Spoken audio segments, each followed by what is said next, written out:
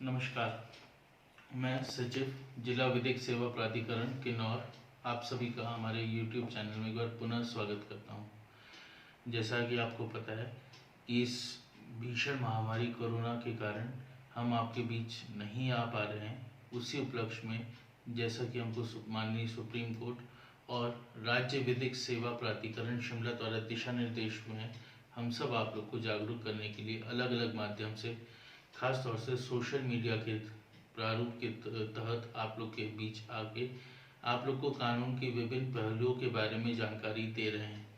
इसी के तहत माननीय जिला एवं सत्र न्यायाधीश, अतिरिक्त जिला एवं सत्र न्यायाधीश, अध्यक्ष जिला विधिक समिति व प्राधिकरण सब लोगों ने आप लोग को अलग अलग कानूनों के बारे में जानकारी दी है। उसी कड़ी को आगे बढ़ाते हुए मैं आज आपको गिरफ्तार व्यक्तियों के अधिकार बताता हूँ। भारत का संविधान जो 1950 में लागू किया गया था, 26 जनवरी 1950 को, उसमें अनुच्छेद कहता है कि किसी भी व्यक्ति की जीने की स्वतंत्रता, जीने की आज़ादी को कानून के तहत ही समाप्त किया जाता है।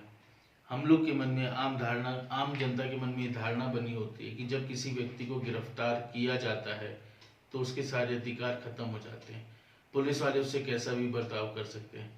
ये धारणा गलत है। हमारे कानून में कई प्रावधान बने हुए हैं जिसके तहत व्यक्ति को गिरफ्तार किया जा सकता है और उसके अधिकारों की रक्षा की जा सकती है। जैसे संविधान का अनुच्छेद 20 कहता है कि किसी भी व्यक्ति को किसी एक अपराध के लिए दो बार उसके ऊपर एक ही अपराध के लिए केस नहीं चलेगा। उसी तरह अनुच्छेद 22 कहता है कि जब व्यक्ति को गिरफ्तार किया जाता है, अगर उसको सुरक्षित गिरफ्तारी नहीं की जा रही, प्रोटेक्टिव डिटेंशन नहीं है कि, तो उसको कम से कम 24 घंटे के, अधिकतर से अधिकतर 24 घंटे के समय में किसी जज साहब के समक्ष पेश करना अनिवार्य है। ये सब मैं आपको विस्तार से बीच में बताता रहूँगा। लेकिन जब भी किसी व्यक्ति को गिरफ्तार किया जाता है तो सबसे पहला उसका अधिकार है जानने का कि उसको किस अपराध के लिए गिरफ्तार किया जा रहा है। तो सबसे पहले अगर कोई भी व्यक्ति किसी को गिरफ्तार करता है तो उसको बताना पड़ेगा कि उसको किस अपराध के लिए गिरफ्तार किया जा रहा है।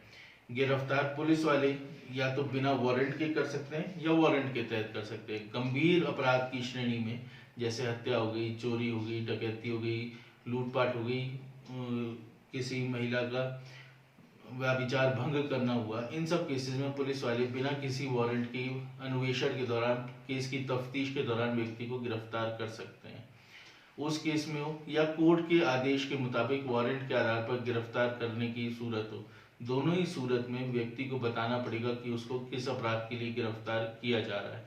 अगर कोर्ट के आदेश में वारंट के तहत उसको गिरफ्तार किया जा रहा है तो वारंट को भी पुलिस वाले को उस व्यक्ति को, गिरफ्तार किए गए व्यक्ति को दिखाना पड़ेगा कि इस वारंट के तहत आपको गिरफ्तार किया जा रहा है।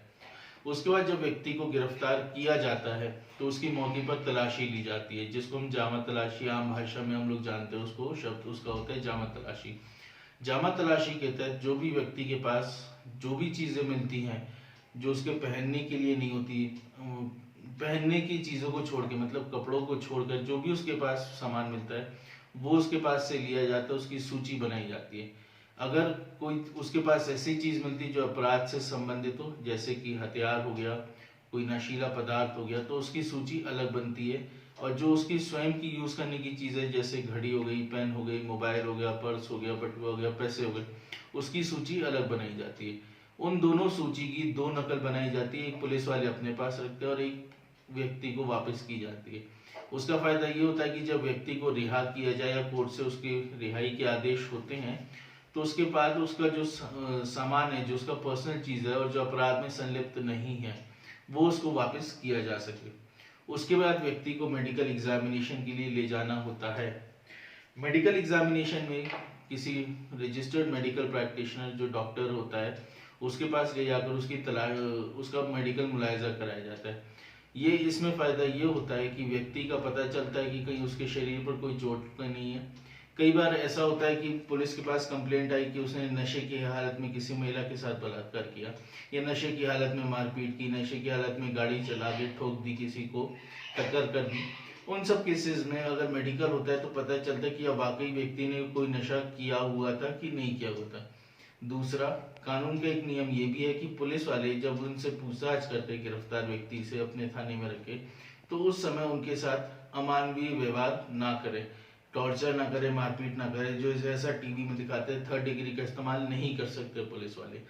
तो अगर पुलिस वाले 3rd डिग्री इस्तेमाल करते हैं तो वो भी चीज़ें मेडिकल में आ जाएगी, इसीलिए भी मेडिकल कराया जाना अनिवार्य है।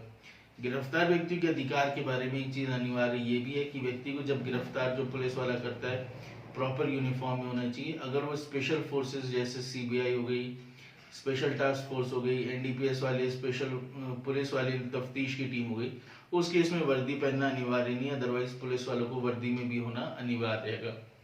महिला की गिरफ्तारी एक महिला पुलिस अधिकारी ही कर सकती है।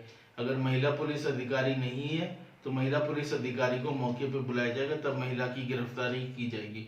उसका कारण ये भी है कि जैसा मैंने आपको अभी कुछ देर पहले बताया कि जब व्यक्ति को गिरफ्तार किया जाता है तो उसकी जामा तलाशी होती है, मौके पर सर्च होती है। तो अगर महिला को अरेस्ट किया जाएगा तो उसकी जामा तलाशी एक महिला अधिकारी द्वारा ही की जाए। इसीलिए भी आवश्यक है कि जब गिरफ्तारी महिला की हो तो वहाँ पे एक महिला पुलिस अधिकारी का होना अनिवार्य है। उसी तरह से मेडिकल में प्रयास किया जाता है कि महिला अगर कोई व्यक्ति गिरफ्तार हुई है तो उसका मेडिकल एक महिला डॉक्टर के द्वारा ही किया जाए। महिलाओं के लिए एक नियम ये भी है कि उनको सूर्यास्त के बाद और सूर्योदय से पहले, मतलब शाम के बाद और सवेरे सूरज उगने से पहले उनको अरेस्ट नहीं किया जा सकता, मतलब रात के दौरान उनको अरेस्ट नहीं किया जा सकता। लेकिन यदि कोई गंभीर श्रेणी का अपराध किया गया है तो उस केस में महिला को पुलिस वाले की ड्यूटी बनती है कि वो मजिस्ट्रेट से परमिशन लेके महिला को रात के समय में भी गिरफ्तार कर सकता है। उसके बाद जब व्यक्ति को गिरफ्तार किया जाता है तो उसको पुलिस वाले थाने में ले जाते हैं, वहां पे उससे पूछताछ करते हैं। पूछताछ के दौरान यदि व्यक्ति चाहे तो अपने वकील से सलाह मशवरा कर सकता है। पूरी पूछताछ के दौरान वकील नहीं रह सकता, लेकिन बीच बीच में सलाह मशवरा के लिए वकील साहब से वो राय मशवरा कर सकता है। उसका सबसे ज्यादा जरूरी अधिकार है मजिस्ट्रेट के समक्ष पेश किए जाने का। हर केस के अपराध 2 तरीके के होते हैं, या तो होते हैं बेलेबल, या जिसका मतलब होता है जमानती, दूसरे होते हैं नॉन बेलेबल, जिसका मतलब होता है गैर जमानती अपराध। बेलेबल ऑफेंसेस में, जमानती अपराध में पुलिस वाले मौके पर ही बेल लेकर व्यक्ति को रिहा कर सकते हैं। यदि कोई व्यक्ति को गिरफ्तार किया जाता है और वो अजमानती अपराध के केस में गिरफ्तार किया जा रहा है या फिर वो जमानत देने में सक्षम नहीं है, उस केस में पुलिस वाले उसको थाने ले जाते हैं। थाने ले जाने के बाद जो भी समय होता है जब उसको अरेस्ट किया जाता है, उसके 24 घंटे के अंदर अंदर उसको नियरेस्ट मजिस्ट्रेट कोर्ट में पेश करना अनिवार्य हैगा। यहाँ पर जो लोगों में आम धारणा होती है, जैसा कि फिल्मों में दिखाते हैं, धारावाहिक में दिखाते हैं, कि अमूमन व्यक्ति को फ्राइडे को, शुक्रवार को गिरफ्तार किया जाता है, फिर वकील साहब सलाह देते हैं कि शनिवार इतवार कोर्ट बंद है तो मंडे को व्यक्ति की पेशी होगी। ये बिल्कुल गलत दिखाते हैं। जो कोर्ट का नियम, जो हमारा कानून कहता है, वो कहता है कि अगर व्यक्ति को गिरफ्तार किया गया है तो 24 घंटे, अगले दिन छुट्टी हो, दशहरा हो, दिवाली हो, होली हो, राखी हो, उससे कोई मतलब नहीं। अगर ये सब त्योहार भी पड़ रहे तो भी 24 घंटे के अंदर अंदर किसी मजिस्ट्रेट के समक्ष उपस्थित करा जाना अनिवार्य है। फिर मजिस्ट्रेट के विवेक पर, कोर्ट के विवेक पर निर्भर करता है कि व्यक्ति को जमानत दी जाए कि आगे उसको कस्टडी में रखा जाए। उसके बाद उसका अधिकार होता है जमानत का। अगर व्यक्ति जमानती अपराध का है, किसी जमानती अपराध में गिरफ्तार किया गया है और वो जमानत देने के लिए रेडी है तो कोर्ट उसको बेल दे देगी। गैर जमानती अपराध में ये नहीं होता कि बेल ना मिले, लेकिन उस केस में व्यक्ति को बेल देना ना देना कोर्ट के विवेक पर निर्भर करता है। यदि कोर्ट को लगता है कि उसका जो अपराध है वो इस श्रेणी का नहीं है कि समाज में इसका गलत प्रभाव पड़ेगा, या फिर ये भागेगा नहीं, विटनेस को, गवाहों को डराएगा धमकाएगा नहीं, तो इन सब स्थिति को देखते हुए कोर्ट अमूमन बेल दे देता है। उसके अलावा एक और मुख्य अधिकार है गिरफ्तार व्यक्ति का कि वो मुफ्त में कानूनी सहायता प्राप्त कर सके।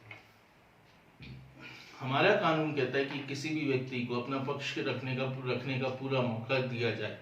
गिरफ्तार व्यक्तियों के लिए भी ये कानून अप्लाई होता है। उसके लिए अगर वो अपने लिए वकील नहीं कर सकता तो सरकारी खर्चे पर उसको वकील मुहैया करवाया जाता है। उसके लिए उसने कुछ नहीं करना है, सिर्फ एक एप्लीकेशन लिखे, जिस भी जेल में है, जिस भी थाने में, वहां पर वो एप्लीकेशन दे सकते हैं। वो एप्लीकेशन हमारे पास पहुंचती है और फिर वहां पे हम उसको मुफ्त कानूनी सहायता प्रदान करते हैं। अगर व्यक्ति एप्लीकेशन लिखने में सक्षम नहीं है तो भी जैसा कि दिशा निर्देश हुए हैं उसके मुताबिक हम लोगों ने हर जेल में एक लीगल एड क्लिनिक खोला हुआ है। वकील साहब भी वहां पे विजिट करते हैं, कोर्ट में भी, जिस भी कोर्ट में बंदे व्यक्ति को पेश किया जाता है, वहां पे भी रिमांड काउंसिल की नियुक्ति की गई है। अन्वेषण के दौरान व्यक्ति रिमांड काउंसिल से सलाह मशवरा कर सकता है। जेल में भी जो लीगल एड क्लिनिक होती है, वहां पर हफ्ते में एक बार वकील साहब की का विजिट होता है, जहां पर वकील साहब से वो सलाह मशवरा कर सकता है।